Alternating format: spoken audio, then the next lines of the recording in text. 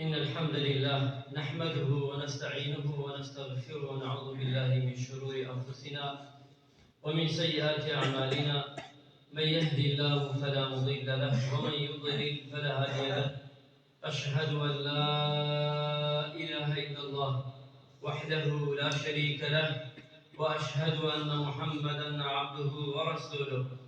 يا أيها الذين آمنوا اتقوا الله وقولوا قولا سديدا يصلح لكم أعمالكم ويغفر لكم ذنوبكم ومن يطع الله ورسوله فقد فاز فوزا عظيما. أما بعد، سلام إخواني ورتاني، السلام عليكم ورحمة الله وبركاته. مسلمانان عزيز، سپاس و ستایشی خوا دەکەین لەسەر ئەو نیعمەتە جوانەی کە بارانی بەسەر هەموو لایەکماندا، کە بارانی ڕەحمەتە. خوای گەورە زیاتری بکا بۆ هەموو لایەکمان، ژیانمان باشتر و چاکتر بکا. خوای گەورە لە مردوەکانمان خۆش ببێت، بە تایبەتی ئەوانەی لەسەر دین و ئیسلام کە مردوون، خوای گەورە قەبرەکانیان پڕ لە نور بکا. اللهم ئامین. ئازیزان و خۆشەویستان، لەو تارێ ئەمڕۆدا بە پشتیوانی پەروەردگار باسی بەرژەوەندی گشتی پێشی بەرژەوەندی تایبەتەکان. ئەمە قاعدەیەکی شەرعیە لە ئاینی ئیسلامی پیرۆزدا، مەصالح العامە قبل مەصالح الخاصە. واتە بەرژەوە گشتیەکان ئەبێ هەر تاکێک لە ئێمە پێشی بەرژەوەندی خۆمان، قازانج و دەستکەوتی خۆمان ئەبێ پێشی خەین. ئەگەر تەماشاکەین لە قورئانی پیرۆزدا، خوای پەروەردگارە فەرمێ کاتێک گفتوگۆ لەگەڵ مەلایکەکان ئاکا، دروستکردنی بەشەریەت مرۆڤ لەسەر زەویدا گفتوگۆ دەکا خوای متعال لەگەڵ مەلایکەکان. خوای گەورە ئەفەرمێ وَإِذْ قَالَ رَبُّكَ لِلْمَلَائِكَةِ إِنِّي جَاعِلٌ فِي الْأَرْضِ خَلِيفَةً. واتە ئێمە خوای پەروەردگار مرۆڤی هاوردووەتە سەر زەوی، نیشتەجێی کردووە بە خەلیفە دایناوە. بۆی چی بکە؟ بۆ ئەوەی ئاوەدانی دروست بکە و بۆ ئەوەی ئاوەدانی قیامەت و ئاوەدانی دنیا. خوای پەروەردگار لە دنیادا چی دەوێت لە من و تۆ؟ زۆر جار بەداخەوە مرۆڤ دێتە سەر دنیا بێت بزانێ بۆچی هاتووە و بۆچی دەڕوا. حیکمەت چییە؟ بەشەریەت لە بەهەشت بوو، لە حەوتەبەقەی ئاسمان بوو. باوکە ئادەم کە هاتە سەر زەوی، بۆچی ئێمەشنەوەی ئەو باوکە ئادەمە بۆچی هاتووین و بۆچی دەڕۆین؟ بۆ هاتووین تعمیری سەر زەوی بکەین لە عیبادەت، بۆ ئەوە هاتووین ئاوەدانی بکەین لەسەر زەوی بۆ مرۆڤەکان، بە تایبەتی ئەوانەی کە دەسەڵاتدارن، نەکوا ڕێگربن، نەکوا قازاجی خۆیان پێشی قازاجی خەڵکی لێدەنەوە. ئەم وەزعەی کە من و تۆ تێکەوتوین ئاوایە، مەصالحی شەخسی پێشی مەصالحی عام کەوتووە. هەر بەرژەوەندیەک بۆ تاکەکان نەبوو، بۆ خەڵکیش نابێت. هەر بەرژەوەندیەک شتێر ناکرێت کە بەرژەوەندیە 100% بۆ خەڵک بێ ئەبێ بکرێت. نەخێر، چەندێک قازانجی بەرژەوەندی تاکە شەخسی تایە ئەمجا ئەنجامەکەی دەدرێ و دەکرێت لە پاڵیدا. بۆیە خوای پەروەردگارە فەرمێ واتە ئێمە هاتووین بۆ ئەوەی ژیان ئاوەدان بکەینەوە. پێغەمبەری گیانە فەرمێ عەلەیهی سەڵات وەسەلام، پێمانە فەرمێ ئاینی ئیسلامی پیرۆز. ئاینی ئیسلامی پیرۆز هەر نوێژ نییە، هەر زەکات نییە، هەر حەج نییە، هەر مزگەوت و جومعە و جەماعەت نییە، بەڵکو لەمە زیاتر پێمان دەڵێ پێغەمبەری خوا صلی الله علیه وسلم ئەفەرمێ پێم خۆشە أمشي مع أخيه في حاجة أحب إلي أن أعتكف في هذا المسجد. وتبين خوشة لقل مروبك كسيكا بتشم كاركي وأنجام بدم، كاركي وآسان بكم، أقعيشي كي كوت بمن بوي جيب جيبكم بين خوشترا لما غدا. وتامز قوتي بيغمرين أزدار صلى الله عليه وسلم هل يوجب بچنها قانزاج ئەکەوێتە سەر ئەو مرۆڤە دەنووسێ لای پەروەردگار. مانیەک لەو مزگەوتا عیبادەت بکەم، واتە کارێکی کەسێک تێپەڕێنم، ڕێگای بدەم، ئیشێک بکە بۆ ئەوەی پێم خۆشترە مانیە لە مزگەوتا بمێن و عیبادەت بکەم. مسلمانانی عەزیز، ئەفەرمێ ئیبن عەباس ڕەضا و ڕەحمەتی خوای لێ بێت، دانیشتوو بە لەناو مزگەوتا دەرناچوو اعتیکافەوەیە لە دڵی خۆتا دەڵێ خوایە 30 ڕۆژ 10 ڕۆژ 5 ڕۆژ لە ماڵی خوا لە ماڵەکان دەمێنمەوە عیبادەت دەکەم دەرناچم ئیلا بۆ حاجەتی ضروری نەبێت بەتایبەتی لە ڕەمەزانانە ئەمە ئەنجام دەدێت لە ڕەمەزانە ئەنجام دەدێت و لە کاتەکانی تریشدا پیاوچاکان و ئەسحاب و یاوەران کردویان ابن عباس ڕەضا و ڕەحمەتی خوای لێ بێ فەرمێ دانیشتوون لە مزگەوتە کۆمەڵێ تاڵیب کۆمەڵێ خەڵک هاتن احتیاجیان پێ بوو وتیان ئەمانەوێ ئەمەمان بۆ بکەی ئەمەمان بۆ بکەی ئەوش فەرمووی کاتێ چووە دەرەوە مزگەوتی بەجێ هێشت پرسیاریان کرد وتیان ئەی مامەی پێغەمبەر صلی الله عليه وسلم تۆ اعتیکافت کردبوو واتە نیەتت هێنابوو لە مزگەوتا بمێنیتەوە بەڵام ئێستا دەرچوویتە دەشت ئەو نیەتت شکا ئەبێ دووبارە نیەت بێنیتەوە واتە ئەو خێرت بۆ نایە کە لە مزگەوتا دابنیشی مامی پێغەمبەر صلی الله عليه وسلم فەرمووی سمعت صاحب هذا القبر بیستم لە خاوەنی ئەم قەبرە مەبەستی پێغەمبەری نازدار بوو صلی الله عليه وسلم بیستومە لێی لە خاوەنی ئەم قەبرە فەرموویەتی هەر کەسێک کارێکی برایە کارێکی کەسێک جێبەجێ بکە یان مەشروعێکی عام ڕێگای بدا و بکرێ بۆ بەرژەوەندی گشتی بێ ئەم ئاسانکاری بۆ بکە و دەستی بگرێ و بێهێنێ و لەگەڵیدا بێ فەرمووی ابن عباس ڕەضا ڕەحمەتی خوای لێ بێ ئەمە خەیری لەوە باشترە چل ڕۆژ لە ماڵی خوا مەسجدی پێغەمبەر صلی الله عليه وسلم بمێنیتەوە بە شەو ڕۆژ عیبادەت کەی دەرنەچی تەنانەت فەرمووی ئەگەر لە مانگی ڕەمەزانیشدا بێ تەنانەت ئەگەر لە مانگی ڕەمەزانیشدا بێ بۆیە ئازیزان و خۆشەویستان ئەمە 2020 ئێستا ئەوانەی پیاوە بەتەمەنەکان زانن ئەم شارەی ئێمە یەک قەڕنە 100 ساڵە شار ئایا ئەوەی کە دەکرێت لەم شارە بۆ خزمەتگوزاری ئەم شارە ئایا 100 ساڵ شارێک بێت بە گوێرەی ئەو ڕێژەیە بە تەنکید نەخێت ببینە کە شارانی تر چۆن پێش دەکەون و تەماشای ئێمەشکا بۆیە هەمومان بەیەکەوە پیاوە گەورەکان دەسەڵاتداری ئەم شارە ئەوانەی کە هەوڵدەن هەر بە ڕێکخراو و دەستەیەک بێت هەمووی بەڵام بەرژەوەندی تاکی خۆت مەخە پێشی بەرژەوەندی عام بەرژەوەندی عام خە پێش هەموو شتێک مەبەستت نەبێت لە پاڵ شتێکدا بۆ شتێکت دەستکەوێت ئەمە نەبێت چونکە ئەم شارە ئەمە دوای خست با ئێمە ڕاشکاوە نەبین بۆیە چەند ساڵە ئاوا دوا دەکەوێت مەساڵحی شەخسی مەساڵحی تایبەتی مەساڵحی تاکە کەسی شارەکەی بەرەو دوا بێت ئەگەر هەموومان مەساڵحی عام خەینە پێشی مەساڵحی هەموومان لەبەر بەرژەوەندی خۆمان نەبێت ئامادە بین بە گرفانی خۆمان بە پارەی خۆمان بە هیمەت و بە هیلاکی خۆمان بۆی شارەکەمان پێشکەوێت ئەو کاتە دەبینی چۆن شارمان پێش دەکەوێت ئەبێ هەموومان بەیەکەوە بۆی بتوانین ئەم شارە نازانی لەکوێوە دەست پێ بکەین لەکوێ تەواوی بکەین ناڵێنیش نەکراوە بەڵام بە قەدەری 100 ساڵی ڕابردووی بە قەدەری 30 ساڵی ڕابردووی بە قەدەری ئەوەی کە کراوە ئەبینی زۆر شتی لە شارانی تر کەمترە یەکێ لەو شارە داماوانەی یەکێ لەو شارانەی لە کوردستاندا زۆر جار هەموو کەسێک دەڵێت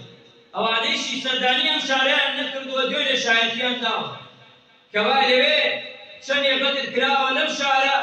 و ئەم شارە چەندێ بەرەو دواڕۆیشتووە و بەرەو پێش نەچووە ئەبێ ئێمە بپرسینەوە خۆمان بە تایبەتی دەسەڵاتدارانی ئەم شارە بە تایبەتی ئەوەی لەسەری ئەم شارەوەی چونکە ئەگەر ببینین شاری کفری یەکێکە لە شارە کۆنەکان و لە قەدیمەکان قەیسەری کفری هیچی کەمتر نییە لە قەیسەری کەرکووک قەیسەری کفری هیچی کەمتر نییە لە قەیسەری هەولێر ئەو شارەی کە کۆنە ئەبینی لەگەڵ کۆیەدا مەفتورین شارە لە کوردستاندا ئەبێ ئێمە بزانین وا نەڵێن کەوا شارێک بەڵێشتی بۆ کراوە بەڵام لە تووحی شارەکەدا نیە لطموحي خلق كيداني أم خلقي أم شارع شي بين كراوة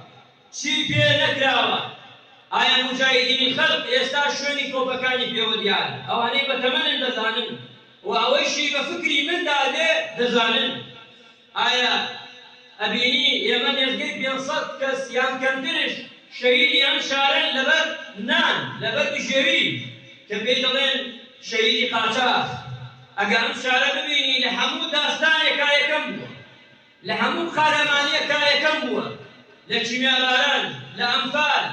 لشهيد تجي داعش وغيره بيش يواني شي كرابردو بوا بلان بداخل لخدمة قداري لدواي بيشتوي فشتي شرمان بس كوكولا خباتا بلان بداخل أبيني لخدمة قداري لدواي همو شاركاني كلوي أبي أما برسيارك أما دوايا بقرين بوايا أم برسيارة جواب مانوي بويا أم شارك هتاكي دوا بخري هتاكي خلقي لي بروا دزانن آيا أم شارك شني خلقي لي باركدوا شني كي رويشتوا آيا أبينين قلجكان من هموان بيكان أبينين قلجكان من هموان بمعيشة وزوريا من كاوبة من كان من شويني كي يبروا داني شيء أبي عزيزا نخوش شويستان يما راس يكان كوا بخين الروم بوي همومان بيك ودس خين سر برينا كان لكيو دا برينا شار سريكي وهر كسيكش حزناك أم شارا بيشكوي بار راس كوانا بلين كساني كان حزناك أم شاري كفري بيشكوي وكساني كشان بلان بداخوا زور جار يما لوي زورش لا مان بي بەڵام جوان نییە بڵێن بەڵام نوێدەواری ئەو کەسانی کەوا دژی ئەم شارە وریار بەخوا دوایی ڕابردوو بەخوا تفتان لێەکە بەخوا ئەو کەسەی دژی ئەم شارە بێ خەڵک ڕەحمتان پێ ناکە ئەوانە حەساوە ناوت دەرچوو ئەوانە حەساوە خەڵک پێتی زانی ئەبێ وریاری چیت پێ دەکرێت بۆ ئەم شارە بیکە بەسەر ڕەسمگرتن بەسەر سەردانی بەسەر وعدی وعد بدين هيج شان صار هاتونا بقي شريك فري هدايا تاكا كواشي بوكرا هم يرخا هيجي نما تاز سردانيه بقيمه كيجيبه شني هاوار كرا شني ودرا بلام چوغيو بردي چيغيو يگه هيشكاتي ابي ما دستي او كساني كوا هيان امكانيت كان هي اواني كوا خوي دور مالي پيداوي كاراسانيان بوكين بۆەوەی لەم شارەدا کەچی هەلیکار بڕەخسێنی هەلیکار و ئیش و کاسبی کۆمپانیەکان ئەبێ لای هەمووتان پرسیارێک کراوە بە 2 ڕۆژ بە 3 ڕۆژ ئایا ئەمانە کۆنفرانسێک دەکەن بۆ شاری کفری بۆ لە سلێمانی با من لە ئێوە پێتان بڵێم بۆ بەس لە سلێمانی ئایا تۆ بڵێ لە کفری ڕئیس حکوومەت و هەتا خوارەوە هەموو کەسایەتی سەرکردایەتی حیزبەکان هەموو کۆمپانیەکان تۆ بڵێ هەمویان بێت بۆ کفری نەخێر نایە هیچ کاتێ ئەو مەسوولی شارەکەی خۆت ئامادە نییە بێ بۆ چی جیاوان بێت ئەبێ وریابی نازی لە خۆشەویستان شتەکان بزانین نەکەینە ژێر کاریگەر ئەبێ برس ببرسین بە ڕاستەقینە هەر هەڵایە کرا بڕوای پێ نەکەین ئەبێ لەسەر خۆ بین نەرمونیان بین ئایا بۆ لە سلێمانی بۆ لە کفری نەبێت بۆ لەبەرەوەی لە سلێمانی بێت هەموو شارەکان هەموو کەناڵەکان كنالي كرديا كان هموي بعربي كان هموي بتركماني وغيري وهمو نتوى كان ليوم همو ده صلاة داراني اوه همو يعني خينة برچاو كأم شارع أما ديمني أم شارع أما راستقينة كيتي أم شارع أما راستقينة كيتي وأما دادايا وأموشتكان توابيني لسي صالي رابردو كأبيني 1300 مال لم شارع باركا چي قيراني أبي لە 2 ساڵی ڕابردوو 240 ماڵ لەم شارە بڕوا با کفریش بە دەردی خوارگی پێ نەچێت با کفریش بە دەردی وای لێ نەبێ کوردەکان هەمووی بارکەن سبەینێ عەرەبەکان بێن شوێنەکان بکڕن و بێژین وەختی خۆی شاری کفری شاری کوردستانی ئازیزان خۆشەویستان ئەبێ ئێمە دەستی ئەو کەسانە ئێمە ماڵ دەکەین کە خاوەنی پارەن کە خاوەنی کۆمپانیان کە دێن لەم شارەدا ئیش دەکەن ئێمە مەمنوونی دەبین ئێمە بە هەموویان وتومانە وەرن کات خێر و بەرەکەتی هەموو واتە بۆ ئێوە کرێکارێکی بۆ ئێمە با کرێکاری بۆ ئێمە بێت گەنجەکانمان ئامادەن بە 15,000 کرێکاری بکەن ئامادەن بە 10,000 بیکەن بەڵام با بژێوی ژیانیان هەبێت با ئەم گەنجە دڵگەرمانە و دڵسۆزانە با بژێوی ژیانیان هەبێت ئێمە ئەمەمان وتووە و ئەبێتش و هەموومان بەیەکەوە بە تایبەتی ئەوەی کەوا لەم شارەدا کە کار کراوە ناڵی نەکراوە بەڵام ئەبێ زیاتر بۆی هەموومان بەیەکەوە بتوانین کەچی کە شارەکە بەرەو پێش بچین پێغەمبەری نازدارە فەرمی عەلەیهی سەڵات وەسەلام زۆر جار ئەڵێن بەخوا قیمەتی نی بەخوا ناکرێ بەخوا ئیسادەی نی وەڵای تۆ ئەگەر هەر دانیشی و بڵێ قیمەتی نی ئیسادەی نی ئەم قسە جوانانە بکەی بە تەئکید بەخوا هەروایە خوای گەورە لە ئاسمان نایکاتە خوارەوە کە بداتێ ئێستا تۆ لێرا دانیشتووی ئەگەر نەڕۆی تۆ بۆ ماڵ ئەگەر قۆڵی لێ هەڵ نەکەی ئەگەر بیسمیلا نەکەی ئەگەر نانەکە نەخۆی ئەگەر نەیجاوی ناچێتە خوارەوە ئەی هەموومان دانیشین بەخوا من ناتوانم فڵان پێی ناکەی فیسان ناتوانێت لەبەر ئەمە لەبەرەوە ئەگەرێتە کێ خزمەتی شارەکەی تۆ بکات پێم بڵێ کێ بیکات نابێت ئەمە قەت نەڵێ پێغەمبەر گیانە فەرمی عەلەیهی سەڵات وەسەلام ئەفەرمێت ئەگەر قیامەت هەستا یعنی سبەینی هەموومان هاتینە خوا بینیمان خۆر لەکوێ هەڵدێ ئێستا لێرە هەڵدێ خۆر لێراوە هەڵات هەموومان کارێکمان هەیە ئیشێکمان هەیە باشە نەمامێکمان بەدەستەوەی پێغەمبەری خوا فەرمی عەلەیهی سەڵات وەسەلام ئەم نەمامە پێغەمبەری خوا ناڵێ فڕێدە و چاوەڕێ بکە قیامەت بێت ئەڵێ نەمامەکە بنێژە واتە کارەکەت بکە ئەو کارەی کە هەتا ئەنجامی بدا ئەگەر خۆرش بەعەکسی ئێستا هەڵهات ئەمە ئەوەمان پێڵێ پێغەمبەری خوا صلی الله علیه وسلم یعنی هەتا ئاخر نەفەس ئەبێت تۆ هەوڵدەی خزمەتی ژیان و قیامەتی خۆت بکەیت ئەگەر تەماشاش کەی نازیزان و خۆش و ئیسان پێغەمبەری خوا صلی الله علیه وسلم فەرمێت کۆتایی دەهێنم بەم ئایەتە وأما الجدار فكان لغلامين يتيمين في المدينة سير تماشاكا لم قرآن عظيمة آية كان تخويني راوست لسي پیغمبری بد پیغمبری خوی یکی تیتر نالین پیاوچاکا تلور یا نالین پیغمبر دو روایتی هر دو گیان خواهی گوریان بیان پیکا بچین چی بکن مالی درست کن نخیر ای چی بکن موچه پیدا بکن نخیر پیغمبر یک در پیغمبران پیاوچاکێک لەگەڵیدا ئەم رەکا بڕۆ دیوارێ ڕووخاوە نەماوە ئەمەری پیا نەماوە ئەم دیوارە چاکن بۆ چێ چاکیکەن ئەم دیوارە ئەمیان پێکا بۆ دوو منداڵی بێ باوک چونکە باوکیان ساڵح بووە چونکە باوکیان چاک بووە خوا چەند منداڵی هەیە بەنازی هەموو شوێ بەنازی باوکوە سەرە ناتەوە چونکە باوکی شەهید بووە کەسوکاری ئەنفال بووە ئایا ئەگەر کەسێ خزمەتی ئەم کەسانە بکا ئەبێ شەنێ ئەجر و پاداشتی لای خوا دێ ئەبێ شەنێ ئەجر و پاداشتی لای خوا دێ یعنی تۆ بڕۆ پێغەمبەرێک لەگەڵ پیاوچاکە دیوارێ با نەڕمێت چونکە شتا لە ژێریە ئاڵتوونی لە ژێریدایە دوای دەر ئەکەوێت خەڵکەی با احتیاجی کەس نەبێت ئەمەیە پێمان دەڵێ ئاین ئیسلامی پیرۆز ئێمە واجبە لەسەر تاکی هەموومان هەر کەسێک کار ئەکا بۆ شارەکەمان پێشکەوێ ئێمە دەستخۆشی لێ و ئەبێ هەموومان جواب بزانین مسلمان ئایزەکە هەمووتان ئیشی شار هاتە پێشەوە ئەبێ هەموو شتێک لە مێشی خۆتت یەکەمیان ئەوەی کە مەسلحەتی خۆتە مەسلحەتی حیزبەکەت ئەبێ دای بنێ کاتێ دێیتە ڕێوە لە بەردەم دەرگای حیزبەکەت مەسلحەکەتدان ئێمە نێزگەی 11 نەفەرین هەموو ڕێیەکی تایە هەموو زمانێکی لەوەی تایە هەموو حیزبێکی تایە بەڵام هەموومان بە یەک دەنگ حیزبەکان هەر لە بەردەم دەرگاکە دەرچوون ئەو فکرێ حیزبیان داناوە ناکرێت ئێمە هەر حیزبێک خزمەتی ئەم شارە ئەکا هەر حکومەتێک خزمەتی ئەم شارە ئەکا هەر دەوڵەمەندێک خزمەتی ئەم شارە ئەکا هەر کۆمپانیایە خزمەتی ئەم شارە ئەکا ئێمە ئامادەین بە گیان و بە ڕۆح لە خزمەتیان و بە تەکیدم ئەم قسەی کە من دەیکەم گومانی تیا نییە تأكيد نيتي وشموتان وار وعمو شارك شوار واخواتي ام شارع لشوينك بجيتوا وبرو بيت بجيت ومدواني ناكريتش ومجدي يكون سجدور بالرواية بلان با من نظم بيتوا عند سلم چونکە وعدەکان زۆر دراوە هەتا نەچێتە باری جێبەکردنەوە یعنی بێژین ئێلان بکرێ ئەو کاتە ئێمە پێتان دەڵێین وای گەورە ڕەحمە مولای پەنکە عاقبەت خێرمان بکات لەشمان ساف بکات ژیانمان ناوەدان بکات شارمان ناوەدان بکات